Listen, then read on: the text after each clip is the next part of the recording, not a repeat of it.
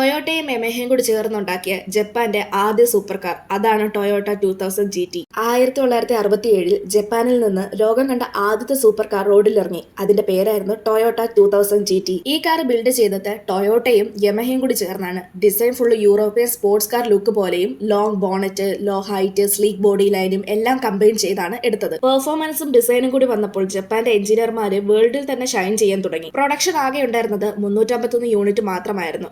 അതുകൊണ്ട് തന്നെ ഇന്നും ഇത് വളരെ റെയർ ആയിട്ടുള്ള വിലയേറിയതുമാണ്. 1967 തന്നെ ജെയിംസ് ബോണ്ടിന്റെ യു ഓൺലി ലൈവ് ടോയ്സ് എന്ന ചിത്രത്തിൽ ഈ കാർ യൂസ് ചെയ്തു. പക്ഷെ സിനിമയിലെ മെയിൻ കഥാപാത്രമായ സീൻ കൊണേറിയുടെ ഹൈറ്റ് കൂടുതലായതിനാൽ കൂപ്പെ മോഡലില് അദ്ദേഹത്തിന് കംഫർട്ടബിൾ ആയി ഇരിക്കാൻ സാധിക്കില്ലായിരുന്നു. അതിനാൽ സ്പെഷ്യലായി ഒരു കൺവേർട്ടബിൾ വേർഷൻ യമഹ മേക്ക് ചെയ്തു, അതും സിനിമയ്ക്ക് വേണ്ടി മാത്രമായിട്ട്. അങ്ങനെ ടൊയോട്ട 2000 GT ജപ്പാന്റെ കാർ ഹിസ്റ്ററിയിൽ മാത്രമല്ല വേൾഡ് കാർ ഹിസ്റ്ററിയിൽ തന്നെ ഒരു ടേണിംഗ് പോയിന്റ് ആയി. സൂപ്പർ കാർ എന്ന വേൾഡിൽ ജപ്പാന്റെ പേര് ആദ്യമായി എഴുതിയത് 1967 ഈ കാർ കൊണ്ടാണ്. നിങ്ങൾക്ക് ടൊയോട്ട കാറുകളിൽ ഏറ്റവും ഇഷ്ടമുള്ള കാർ ഏതാണെന്ന് കമന്റ് ചെയ്യ്. ഇതുപോലെയുള്ള കൂടുതൽ വീഡിയോസ് കാണാനായി ചാനൽ സബ്സ്ക്രൈബ് ചെയ്യാനും ഇൻസ്റ്റഗ്രാമിൽ ഫോളോ ചെയ്യാനും മറക്കല്ലേ.